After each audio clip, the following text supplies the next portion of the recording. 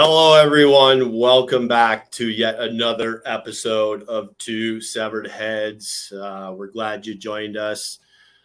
This is going to be a fun show today. As you see our title card here, artwork by the great Steve McGinnis, and our intro song by Ben McGinnis as well. So thanks to them. Based on true stories, this was a really fun topic to research. Yes, it was. It's a rabbit hole, eh? Yeah, because I'm already kind of, a true crime buff. I like the darker serial killer stuff, obviously, because I'm a white, average male. So, that's who watches that stuff. And, obviously huge horror fan. But I found some ones that really surprised me. And I was like, no way, this is based on a true story. Really? Yeah. I know I found a couple and I was like, not a chance. This is not based. And then it was. And I was like, damn. Obviously based, inspired by a lot of liberties taken with a lot of these movies from this story it was taken from, but interesting nonetheless. So if you guys got a movie that's based on a true story that you want to talk about, throw in the comments and we'll talk about it. As you can see, I got my poltergeist scene here. We're going to get into that one a little bit later. Yeah, this movie, I watched this movie at my neighbor's house, and we had a tree that separated our properties at the end of the driveways. And then a huge hedge, going right from the tree to the end of the property line. So you couldn't go through the hedge. And it was probably about 5 feet high. And I'm thinking, fuck, I'm not running around that tree. How else am I getting home? I got to go around that goddamn tree. I literally ran. My heart was pumping. I jumped off that porch. I ran and I dove over that hedge and did the tuck and roll on the gravel driveway and into the house, man. That's awesome. Jeez. How many kids from our generation were traumatized by that movie? Yeah. A lot of people I know, clowns is when people say they're afraid of clowns, it was Poltergeist that usually did it, That under the bed scene with that creepy clown. Yeah. Ooh. For sure.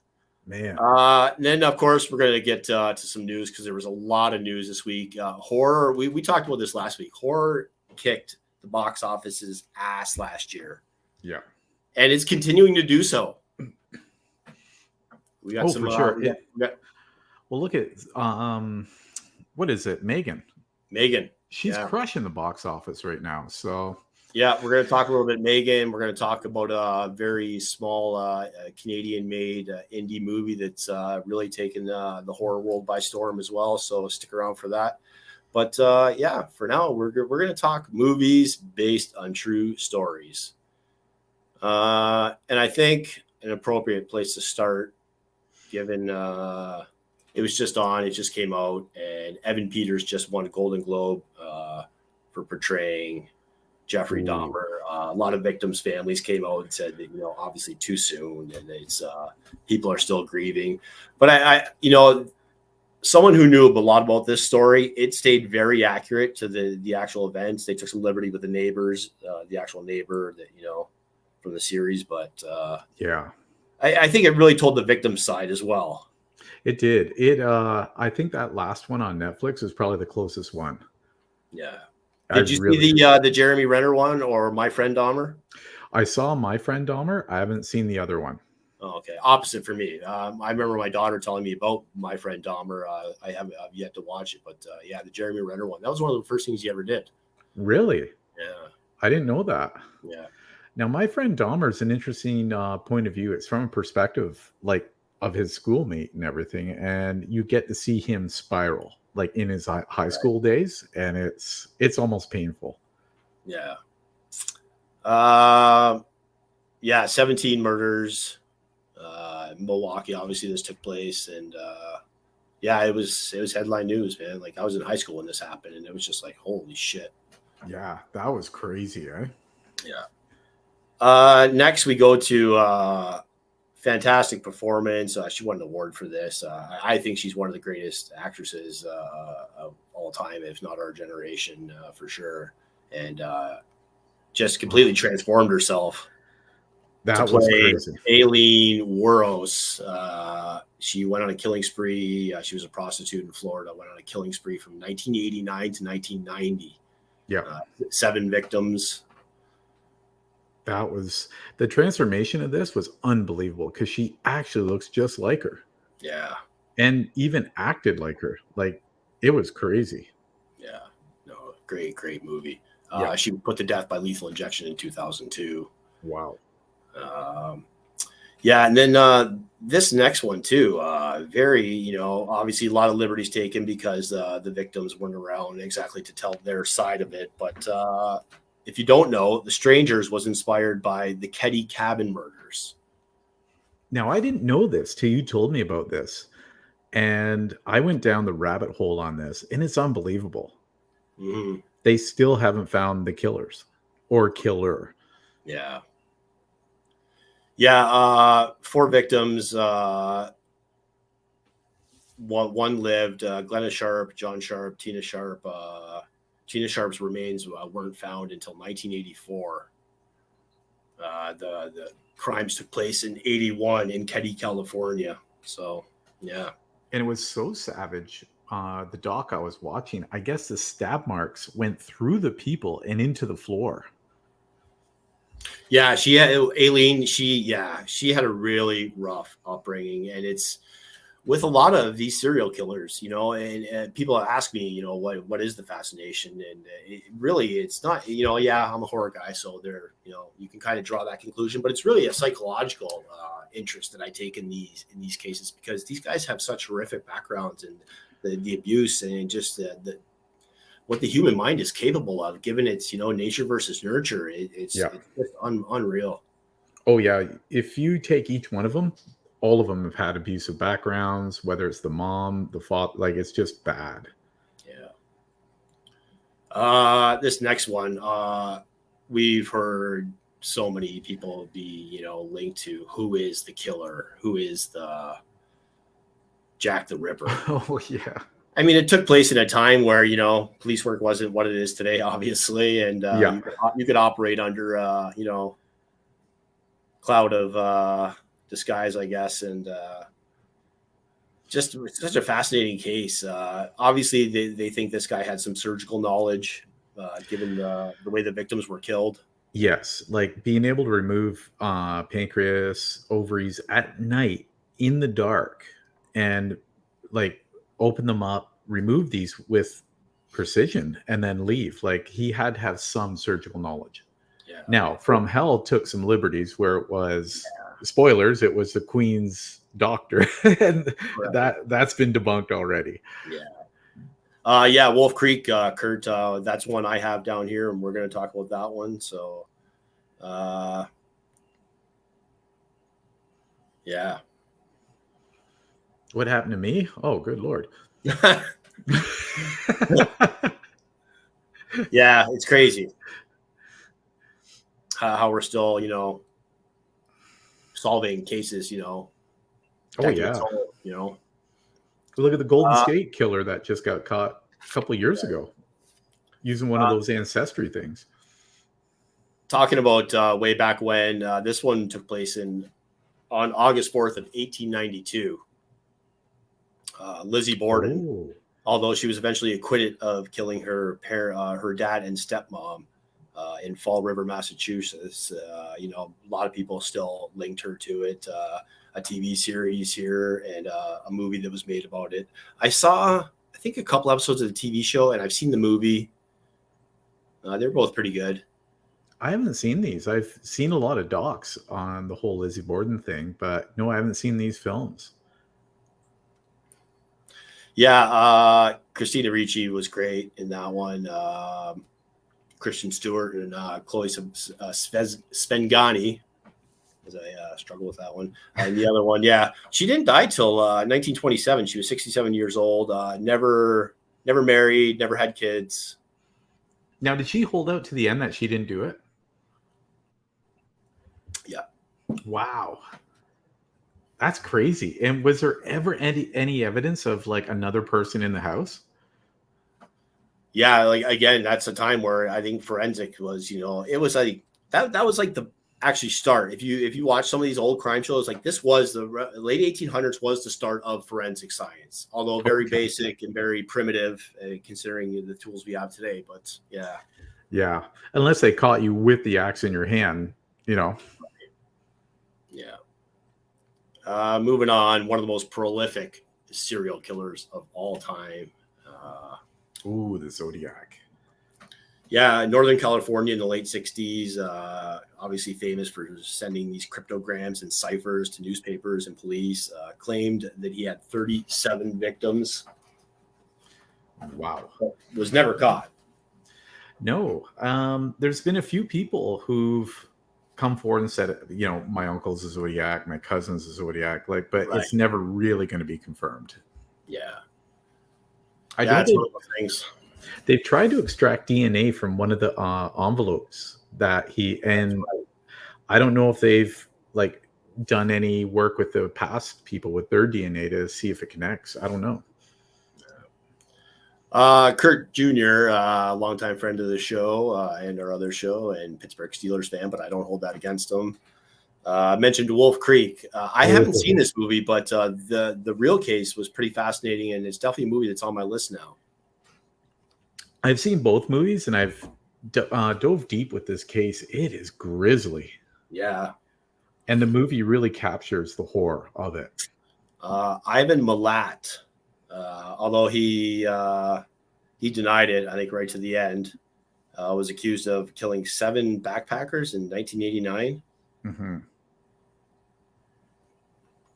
Yeah, New South Wales, Australia. And it was vicious. It was bad. Mm-hmm. Yeah. The movie it did well too. $1.4 million budget, made $27 million. So wow, I went into that one not knowing anything, and I was shocked. You think Lizzie did it? Yeah, I think we all think that pretty much. Yeah. Wolf Creek. I'm definitely gonna have to check that one out. Yeah, check it out. Brace yourself. This one, we've had a couple movies made about this one. Ooh. The Town That Dreaded Sundown, the 1976 version, the 2014 version. This took place in Texarkana, the Texarkana Moonlight Murders of 1946. This guy had a ton of nicknames: the Phantom Killer, the Phantom Slayer, the Phantom of Texarkana. These murders took place between February and May of 1946. There was 5 killed, 8 victims, but he was never caught. Really? Wow. You see here too a sign in a local, I guess it looks like a beach area or probably like public park. Strangers don't let the sun go down on you here. Yeah, the town was like terrorized for months. Man, because it's got to be a local. Right. Yeah. So which one of them? You'd be looking at everyone in that little town like that could be the person. Yeah, because who's traveling the however many miles in between these little towns out there? Yeah. Unnoticed, being able to pull this off otherwise, right? Yeah, because in those little towns, if a stranger comes in, they'd automatically be like, "It's you," but it wasn't that case. This one, I remember hearing that this was kind of loosely based off a real thing, but then I think it was, this was the 90s, so I remember it was, before the internet, like the mid 90s, before I had the internet anyways. And so I just remember kind of forgetting about it, but Scream, based on the Gainesville Ripper, Danny Rawling. Really? I have no clue about this. So this guy killed 5 students over 4 days in Florida of August 90. He was caught. He eventually confessed to 8 murders. The other 3 were, I think, after the 5 students, and wow. they were kind of random and over a couple weeks. But he confessed, and he was put to death in 2006 for lethal injection. Seriously, I had no idea about this one. Wow. Yeah, that's crazy. Whoa. Well, again, one of the most famous serial killers of all time. This guy, for some reason, he's one of these weirdos. I mean, I think they all do, but the ladies just love this guy. And it was, all about his charisma and his good looks. But I mean, the guy's a psychopath. Oh, Bundy. And a compulsive liar and just a evil mastermind. Yeah, you're right. Like, he seems to encompass all of it, the narcissistic side, the sociopath side. Like, he's got it all. Yeah. Like, he's just evil personified. Yeah, and Henry, Portrait of a Serial Killer. Yeah, another one we got coming up, Kurt. But yeah, the way you just described it is fitting of the title they chose for Extremely Wicked, Shockingly Evil, and Vile, the 2019 movie starring Zac Efron, who did a pretty good job in this, I thought. Me too. He seemed to have the whole charisma like thing down big time, but then turning on a dime. Yeah. 30 murders, 7 states during the 70s that he had confessed to. And yeah. And wasn't it a taillight that got him caught? He got pulled over with a broken taillight or something like that, and that's what got him. Yeah. It was something really random. Yeah, I mean, you look at the Jeffrey Dahmer case, like he should have been caught out of the gate. Yeah. For the first one, literally in the back seat. Yeah. Man. Yeah. Henry, as Kurt just mentions, Kurt, you might want to play the lottery this week because you're psychic and you keep jumping the gun. But yeah, Henry, Portrait of a Serial Killer with Michael Rooker, classic movie, loosely based on Henry Lee Lucas. Confessed to over 600 murders. Basically, he said he killed a person a week from around 1975 to 1983. He was eventually convicted of 3 with 11 in question. But the 600, it was eventually determined that he was elaborating on a lot of these. Oh, him. Yes. Yeah, he was taking credit for pretty much everyone. Yeah. That was a hardcore movie too, especially for that time. Oh, for sure. Yeah, it really showed the acting chops of yet not the level that Michael Rooker eventually, ended up hitting. Like he. Oh, for sure. Yeah, because it was right after that is when he started to get roles like Cliffhanger and more, big box office. Yeah. Yeah. This guy, maybe, I guess if you're going to have a throne or a Mount Rushmore, this guy's on the top of the inspiration for horror movies, just the horrificness of the case itself. But a little town in Plainfield, this guy. Ooh. Ed Gein. Yeah, I think he did. Yeah. Yeah. He was all over the place. Like I said, seven states, 30 murders in 7 different states. So, but sorry, go ahead, Steve. Gein was an interesting character. He was kind of what we were talking about, controlled by his overpossessive mom. Mm-hmm. He was kind of the perfect storm for serial killing. And the movies he inspired, I think most fitting was probably Psycho. Yes. Because it encompassed so much of the relationship with the mother and the taxidermy obsession and, For sure. That would probably be the closest one. Anthony Perkins killed it. Oh, yeah. But they took elements of this story as well and spawned off in movies like Texas Chainsaw Massacre. Yeah, apparently his House of Horrors, when the sheriff and everyone got there and they called in like all the other police states, I guess people were getting ill going in there. Like he had belts of nipples, lampshades of skin. He had a full woman's torso, like a suit. Yeah. Yeah.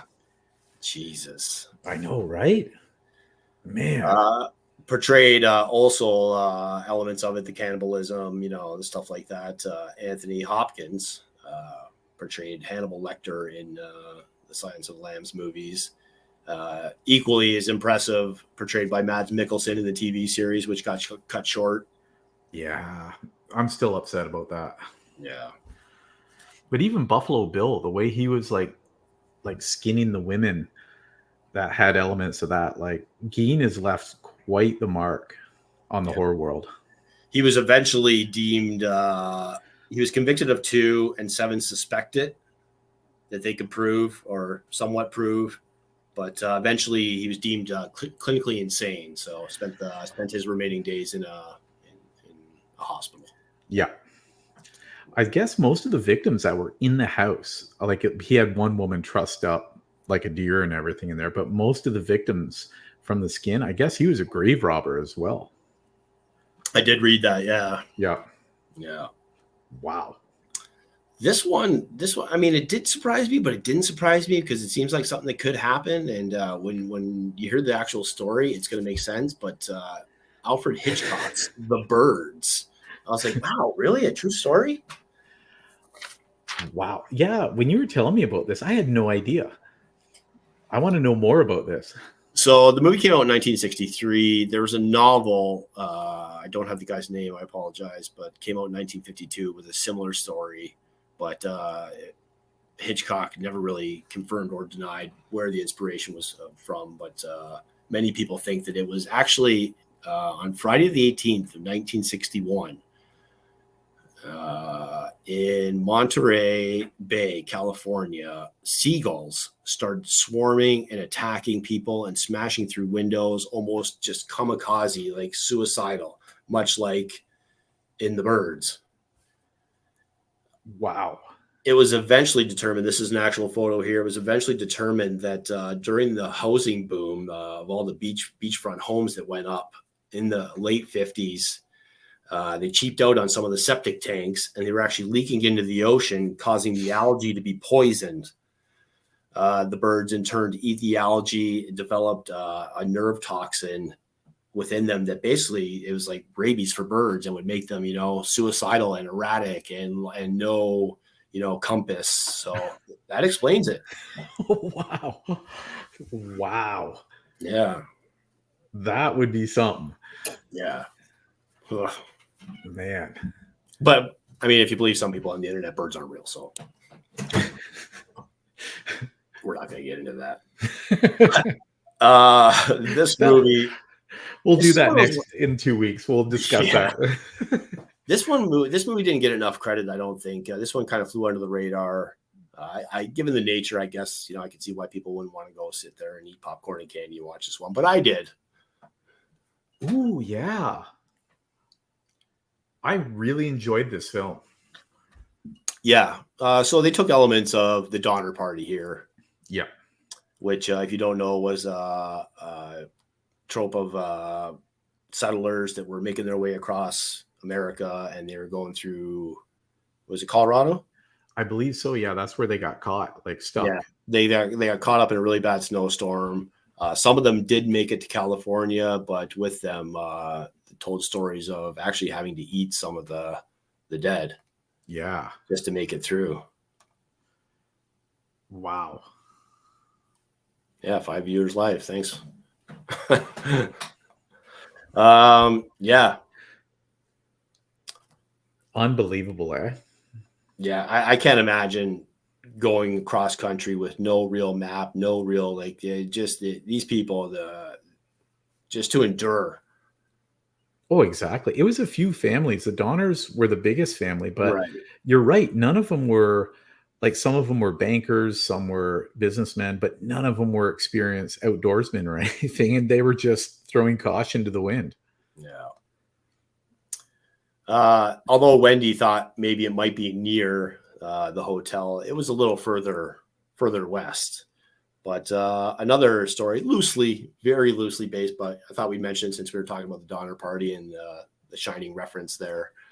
But while Stephen King was staying at the Stanley, he had the inspiration for The Shining. Nice. After experiencing some paranormal events in the hotel. He stayed in room 217, but I think it was 230. Yeah, it was 237 in the movie because they didn't want people to be afraid to rent the room. And there was no room 237. So that's awesome. Yeah. The Stanley's got definitely an interesting history. It was built by Freeman Oscar Stanley in 1940. Died at the age of 91. No, he died in 1940 at the age of 91.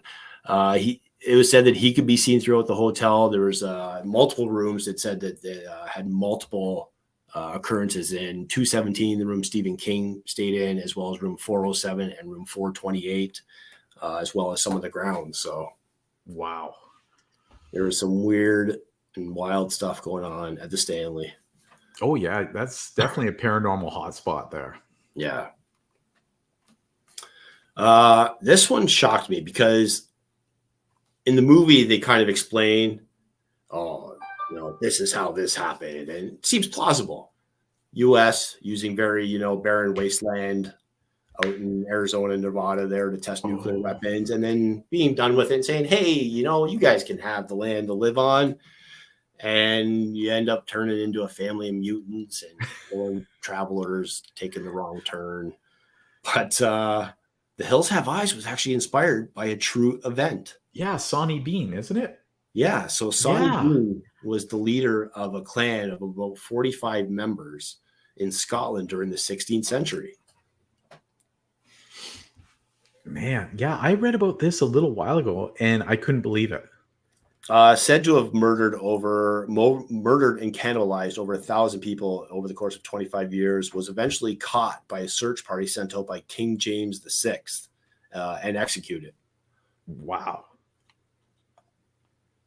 That's great. Yeah, they were in a cave, weren't they? Yes. Yeah. How you doing? Thanks for joining the show. Hi to you as well. Good day. Yeah, strange case. And it's one of these, like, I always say, anytime I watch historical shows, it's like, I know history is told by the victor. So you always do have to question history as well. And as it goes on, it gains. You know what I mean? There's probably a nugget of truth, but then it's the telephone game. Yeah. And then it just keeps growing and growing. And yeah. Yeah. This one, however, was based on an event that was documented, and is the reason both Steve and I will never go exploring in the ocean. Oh. Jaws terrified and ruined revenue for beaches for years to come. Yeah, I was one of those kids. I still don't go in the water. Yeah, anytime I go to, I've been to Mexico, I've been to Jamaica, anytime I go places like that, I do go in the water, but usually waist high. They can still get you there, I know. But in New Jersey, the Jersey Shore in 1916, there was actually a string of shark attacks. In brackish and fresh water, too, which was kind of shocking. Right. Now, they figure it was either a bull because they're able to go into fresh water to spawn, or a great white that just went rogue into the water. Yeah, crazy. But took 4 people. I guess kids were swimming. A couple of them went under, and then this young dentist, I believe, dove in to save one, and he got taken by the shark too. Oh, geez. Yeah, 4 dead, 1 injured. Still scared. Yeah. No shame, bro. No shame in that. Yeah, same here. Yeah. I think an equally terrifying, if not more terrifying, and you can question, this is a horror show, and you can maybe question that this movie isn't a horror movie. Maybe Jaws isn't a horror movie, but it would be a horrifying experience to go through. Oh, man. What Tom and Eileen Lordigan went through as they were left behind on a diving expedition. That is nightmare fuel. This is when I was watching videos and reading about this. Obviously, I knew the movie, I knew the story somewhat, but reading it, this was just heartbreaking and just chilling to think about. Yeah, because man, I tried to put myself in that position watching it, and it gave me anxiety watching this movie. It was 2 days before people realized they were gone. Do you not have a head count? I wouldn't even be. To me, a head count is not even good enough. To me, there should have been a roll call. Exactly.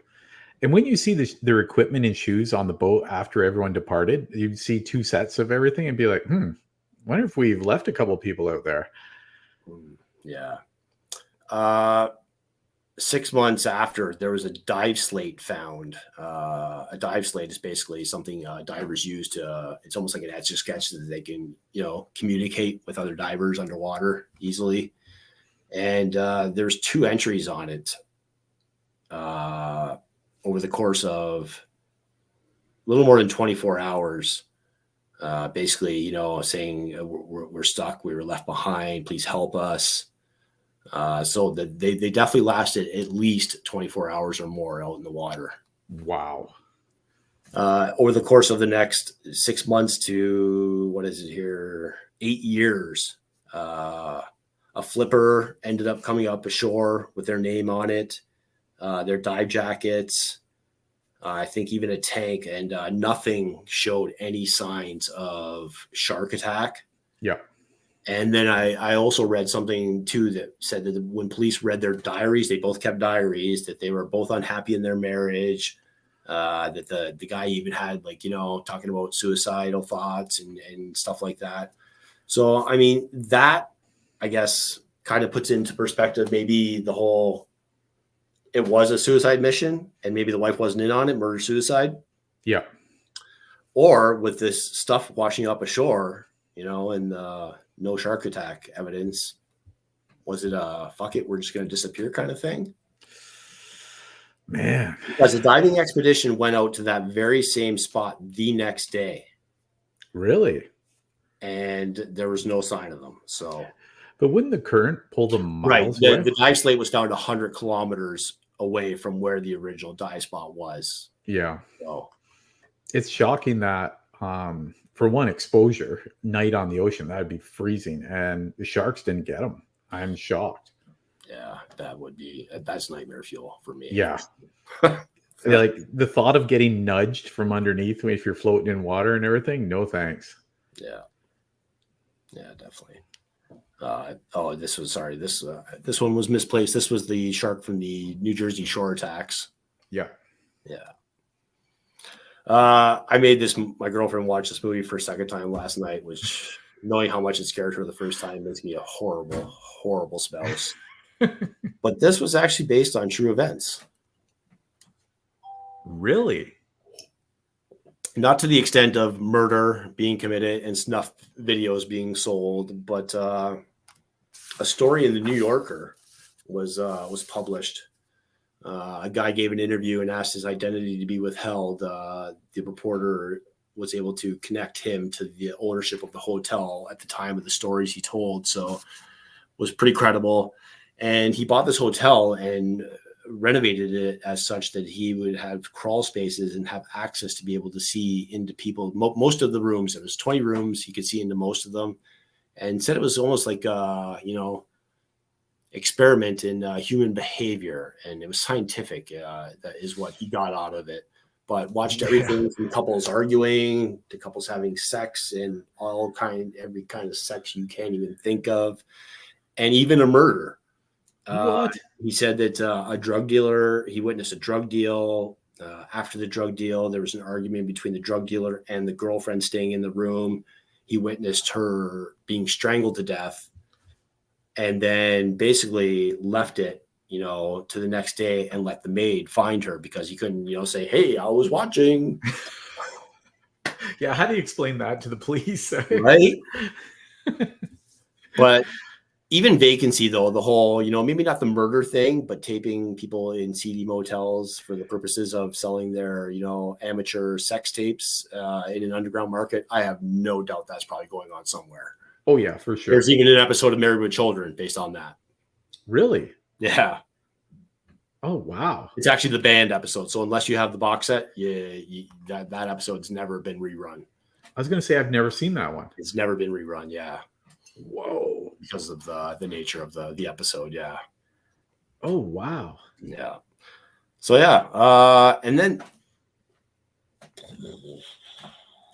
this is the one that blew my mind. This one and the next one, kind of, but this one for sure. The Blob was based on a true event. Oh, really? Obviously, it didn't attack a town and get bigger as it absorbed people. It had to be, turned into nitroglycerin and kept frozen stuff. fucking killing humanity. That part is bullshit.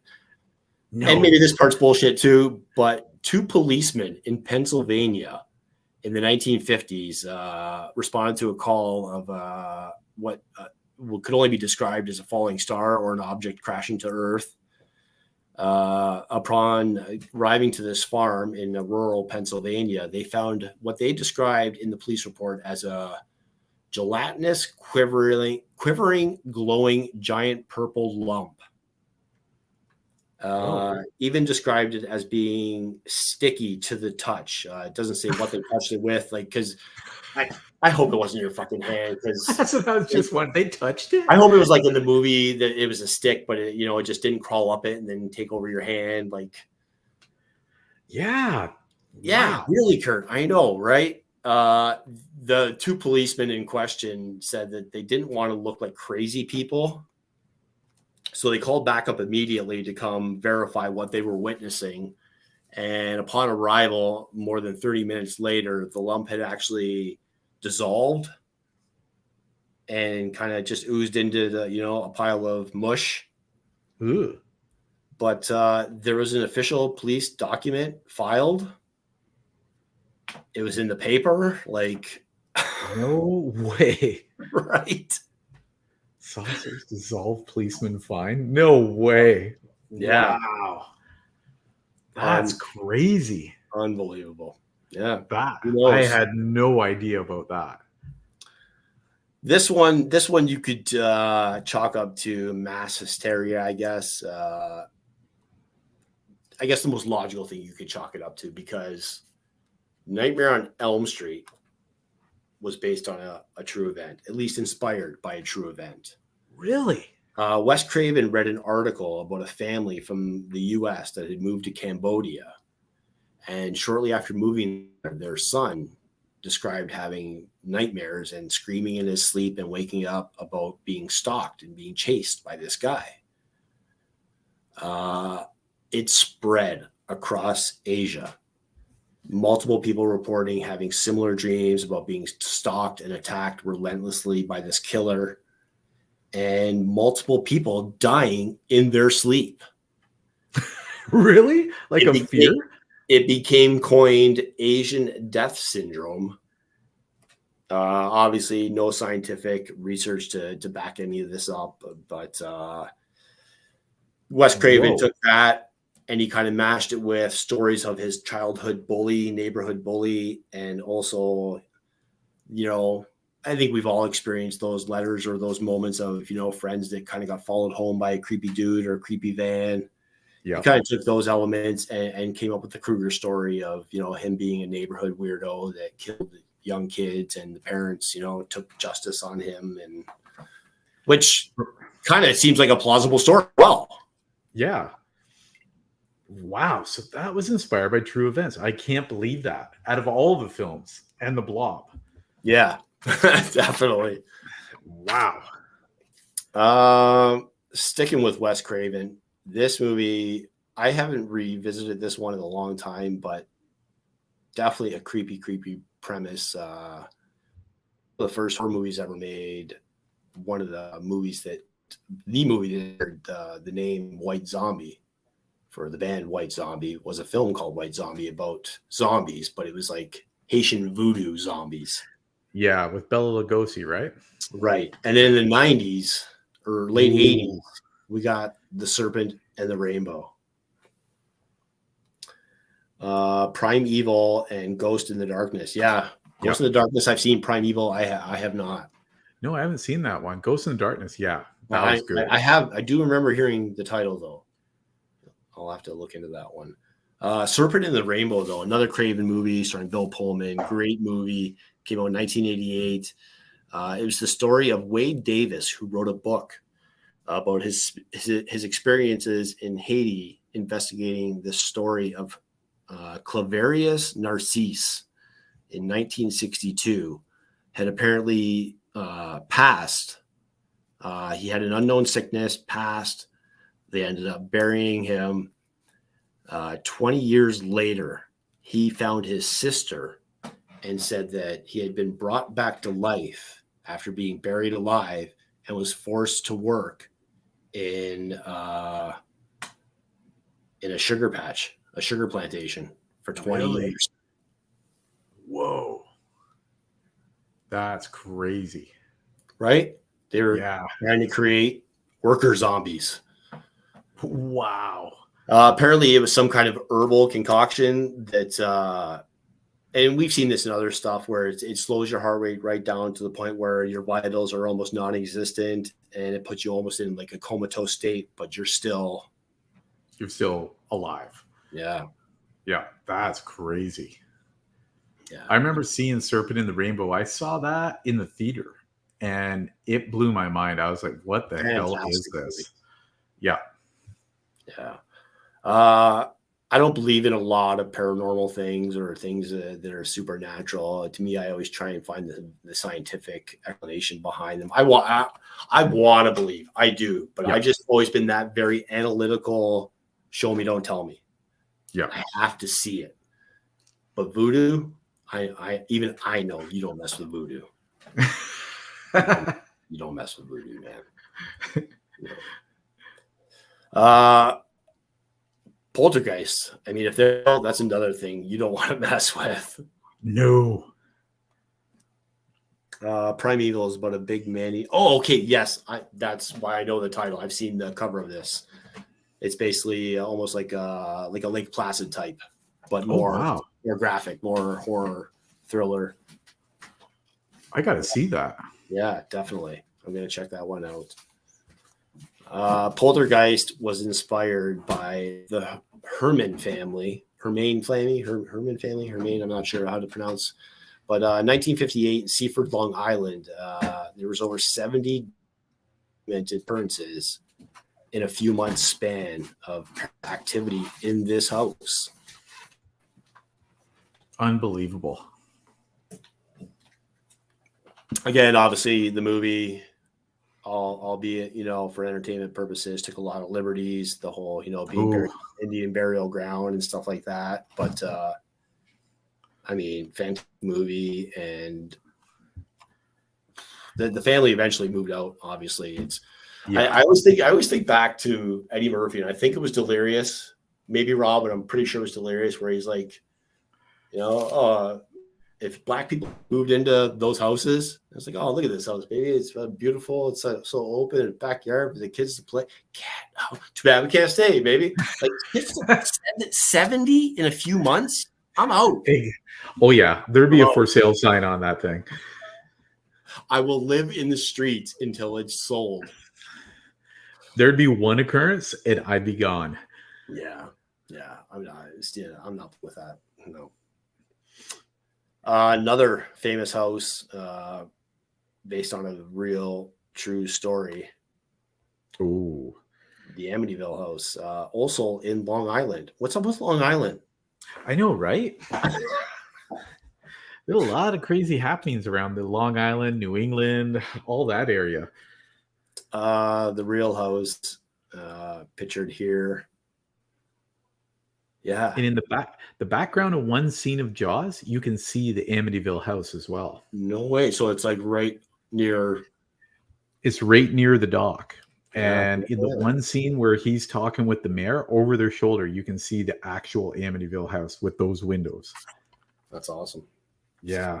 Yep. So like the DeFeo family lived in it. And abusive family, not a good situation. The father was just an abusive drunk, would beat everyone. Ronnie DeFeo, the oldest son, and basically went around with a high-powered hunting rifle and killed everyone in the family.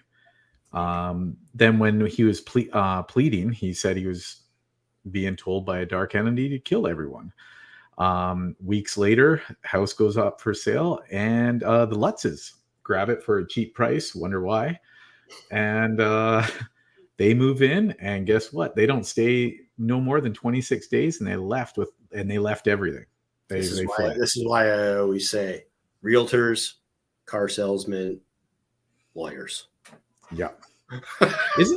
I guess there's not like full disclosure, right? Like, wouldn't you say? Like Like, you have to ask, did a family get murdered in this house? Well, the people that bought the house in one of our coming up stories definitely should have asked that for sure. But as we move on, this house, The Exorcist, inspired by a Ooh. true event. Ronald Doe, actually later named as Ronald Hankler, was 14 years old in 1949 in St. Louis when he was exorcised by Father E. Hubert Hughes and William Bowdern. Wow. Yeah. Oh Oops. my. Let's skip ahead there. That's crazy, eh? Yeah. Obviously, again, Exorcist took a lot of liberties, base story. This next one was a lot more accurate to the actual events, and I knew the movie. I'm pretty sure I've seen the movie, but wasn't familiar with the actual story, or I'm not even sure if I was aware if it was a true story. Yep. Emily, the exorcism of Emily Rose, Annalise Michael, was exorcised over the course of months by a couple of priests. The parents had very religious backgrounds. They were convinced that their daughter had been inhabited by a demon. It was later determined that she was actually epileptic, and that just the torture and the rituals that she had been put through, along with the malnutrition, is eventually what killed her. Oh man. The two priests in question actually were charged and convicted, but it ended up being a very small fine and probation. A fine? That's it? For killing a person? Right. Wow. So this is a bit of inside stuff. It wasn't being taped for a special, so it's not something anybody's going to hear anywhere else. But when I saw Chappelle a couple weeks ago, he was talking about how he was attacked on stage shortly after the Chris Rock slap thing. He was attacked in the Hollywood Bowl. Whoa. Right away, Jon Stewart came to his rescue, tackled the guy. By then, his security guards and bodyguards, whatever, were out there, grabbed the guy. Full disclosure, he said, we dragged him backstage and kicked the shit out of him. And when they were backstage, Chris Rock said, no one fucking helped me. But the person in question was charged, and they ended up getting I think it was I can't remember, it was like a $10,000 fine or something like that. And Chappelle right away, he's like, $10,000, $10,000. He's like, the next time Miley Cyrus is playing the, it's like, if I had known that shit was only $10,000, I'd be jumping on my stage attacking everybody. That's awesome. Yeah. Crazy. But yeah, the exorcism of anybody. Again, I'm not a believer. I believe a lot of things can be explained psychologically, neurologically, scientifically, but I don't. I'm also not one that's saying no, not possible. Yeah. You don't know. We don't know what's possible. Yeah. We don't know what's out there. We don't know anything. We're stupid.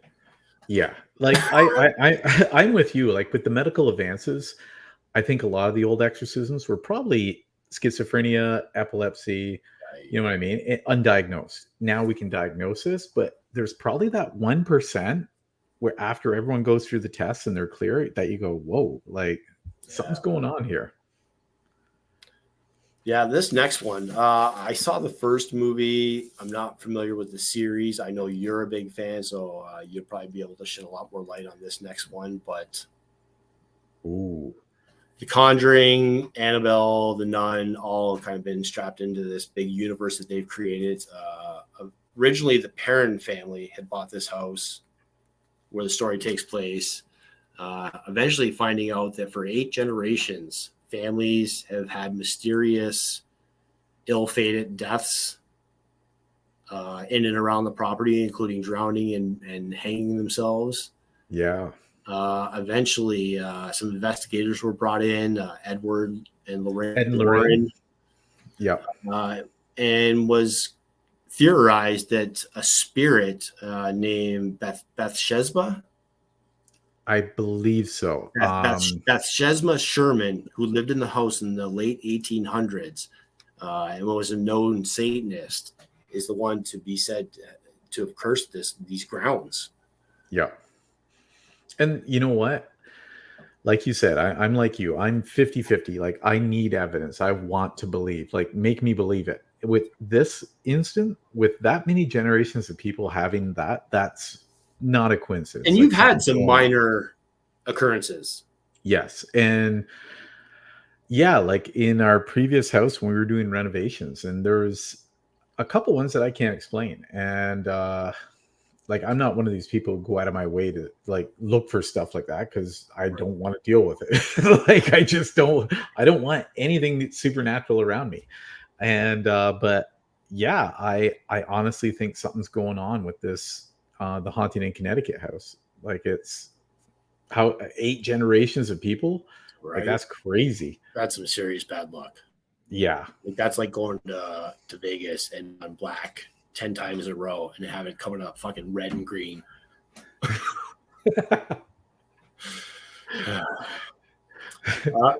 This next one, though.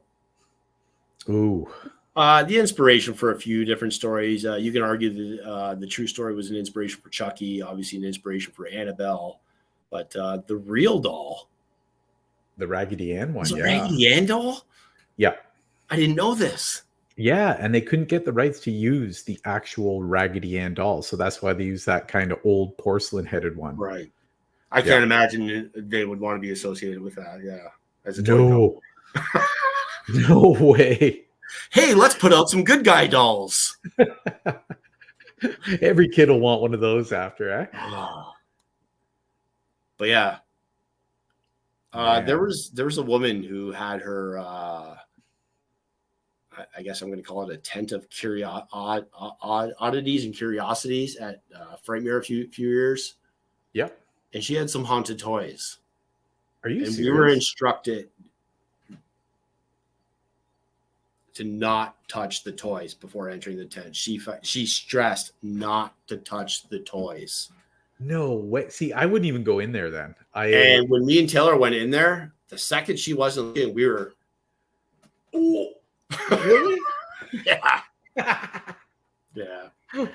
Now at night, did you hear little feet running around the house, like coming to get you? I mean, I'm a Bengals fan, so I haven't had great luck over the years. I mean, yeah, we went to the Super Bowl last year, but I mean, for 30 years we were shit. So I think bad luck is just my thing. I make the same joke at the corner store saying, "Can you please sell me the winning ticket?" And I think she's really getting sick of it. Every day you're down there. I'm positive that voodoo doll that I gave you is haunted. Well, that thing's no longer in my house, so. Oh. I did not. Yeah, I didn't want that thing in my possession. After the Barney incident, I mean, just are you referring to the Barney incident as the pilot? The pilot or episode? The big purple dinosaur one?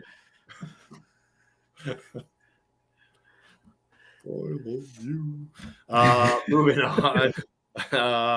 Where were we? And this comes to our last based on a true story. There's a lot more out there. Oh, there's tons. If you want to go out and dig, there's some really some good reads out there. But this is the last one I have.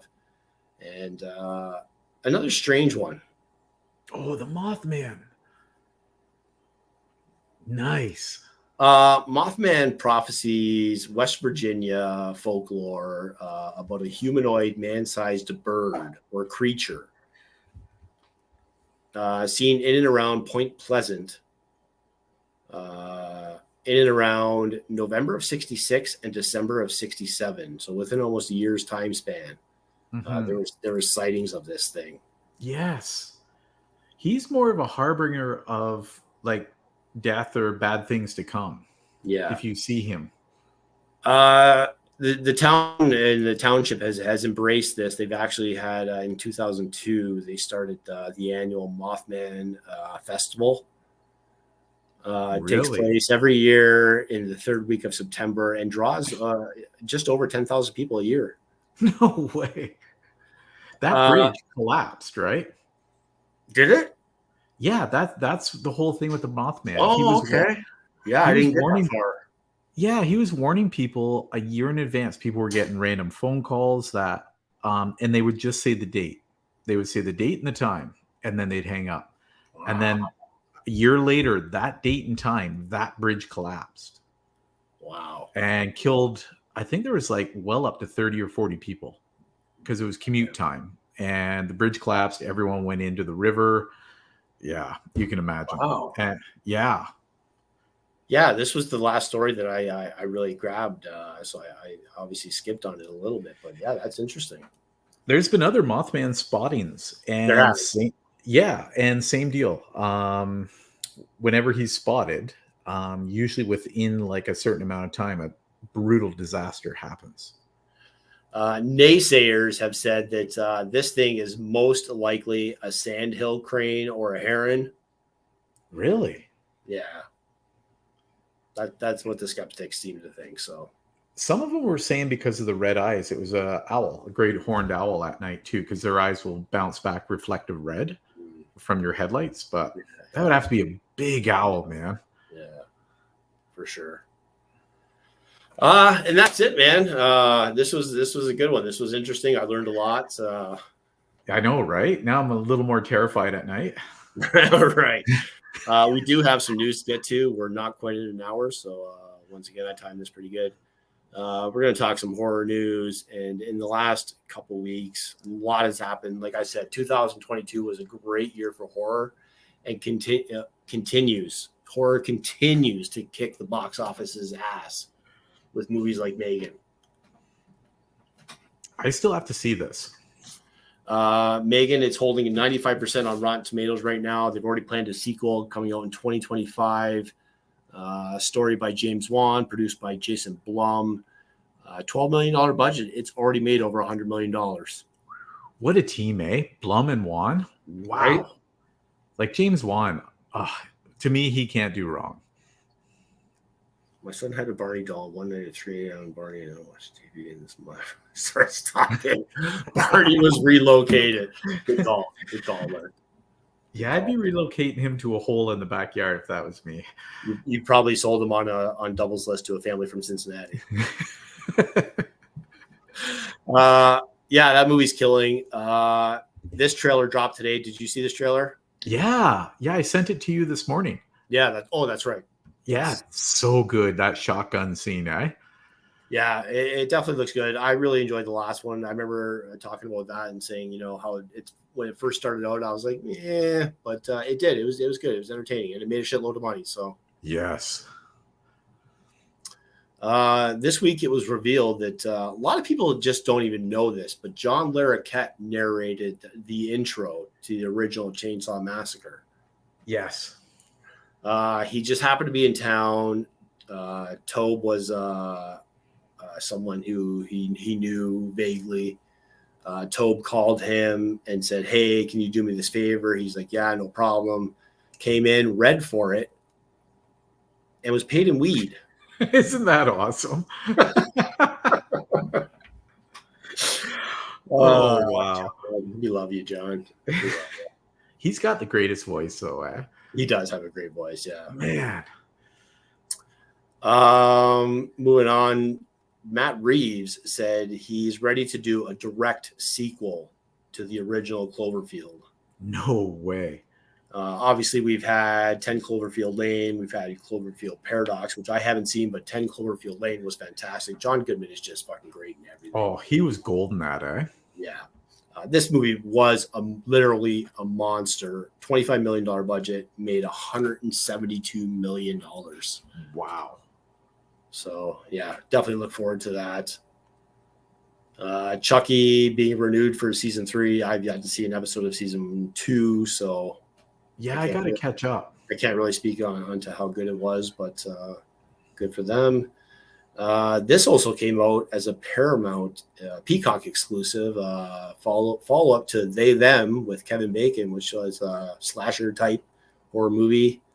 Sick. made its Sick. debut. A take on COVID and the hysteria behind it. Definitely.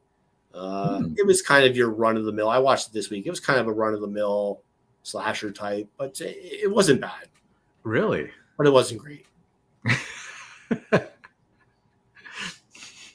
Cloverfield Paradox was pretty good. Yeah, I've always meant to watch it, and I think it's just one of those things that I maybe I went to try and find it and I couldn't find it, but yeah, I definitely need to watch it. Yeah, I need to watch that one. Also, some kid, well, I call him a kid, he's in his 20s, but from Edmonton, Canada. He got this movie into a film festival. I did it on a budget of about $15,000, and it has been called everything from the next Blair Witch to the scariest movie ever made. And after a very minimal opening, although it did stretch to the UK, still not a lot of theaters, this movie made $890,000 opening weekend. Wow. On that budget? Yeah. Wow. I still have to see it. Yeah, so we'll review this movie once Steve has seen it. I kind of shared my thoughts with Steve a little bit, and I didn't hate this movie. I love so much about this movie, but I also, yeah, I'm not sure how I completely feel about it. So we'll talk about that one on a later episode. And after this next story, we're going to review Barbarian, which came out in late 2022. Yeah. But our last story, and I couldn't be more excited. We've talked about this before. The Killer Clowns from Outer Space game, which is due to release early 2023. Today or yesterday, we got a sneak peek at some of the playable characters. Nice.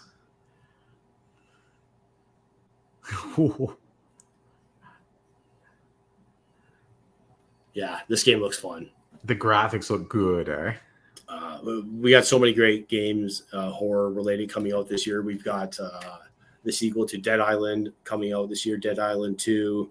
If you played the first one, fantastic zombie game. We've got the Texas Chainsaw Massacre game coming out. Yeah. We've got this coming out. So horror's alive and well, man. Yeah. It's good to see. Yeah. Which brings us to our second last segment. Steve and I both watched Barbarian, just in case you didn't want to, and we're going to tell you all about it. We'll keep it somewhat spoiler free, so if you really don't want any spoilers, I suggest maybe tuning out. But I'll try and keep it pretty spoiler free, because there's really not a whole lot we can say about this movie and let the viewer experience it the way we did, not really knowing a lot going in. Because I had heard the buzz, but I didn't really know a lot about it. Me, same here. Like me too. I went in blind, and wow. Yeah, I was thoroughly impressed. It was great. And again, I hope this doesn't give away too much. This will be my most spoiler thing I say about it. To me, this was People Under the Stairs meets that movie with the blind guy. Oh, I know what you're talking. Where they break into his house and right. Yeah. That's a good comparison. It stars. Oh, where's my paper? It stars Georgina Campbell, as we see here. Bill Skarsgård, who was great in it. And then when, again, maybe a bit of a spoiler, but character that comes in about mid through. When you see Justin Long, you're like, oh shit. It's gonna get bad. Oh no. There's no walruses in this movie. I'll tell you that. Yeah. Spoilers. No walruses. Man. So what did you give this movie, Justin? What do I give this? What are we going to out of 10? Oh yeah, 2 thumbs. Big time. Yeah. Definitely enjoyed this movie. I started watching this movie, and I was about, I think, at the 39-minute mark, I'm going to say. And I was like, this is kind of more of a thriller. These are the kind of movies Amber enjoys. So I stopped it, and I waited for her to get off work that day. And we watched it. And to the 39-minute mark, she enjoyed it. And then shit got fucked up. Yeah. Fast. Oh, what a great movie. Yeah. It's funny. That's right around. You told me to watch it. I started watching and I had to stop it. And I think I stopped it around 38. And I'm like, yeah, this is really cool. And you're like, wait, you were warning me, like, wait a couple more minutes, man. Yeah. And yeah, so on our recommendations, you might not feel the same, but highly recommend Barbarian. It was a great movie to finish out 2022, which is a great year for horror as far as I'm concerned. Wow. And we're going to leave you with this. On this day in horror history, January 19th, 1996, we got Dusk Till Dawn. Oh man, I love this movie. I don't care what anyone says. It is like, that is my go-to movie if I'm like feeling down or whatever. Like, I just love this movie. I am not a vampire guy. I'm not shy about it. I really don't get the fascination with the vampires. Yeah. But I fucking love this movie. Right? Like, oh man. And if you can find a better vampire movie anywhere else,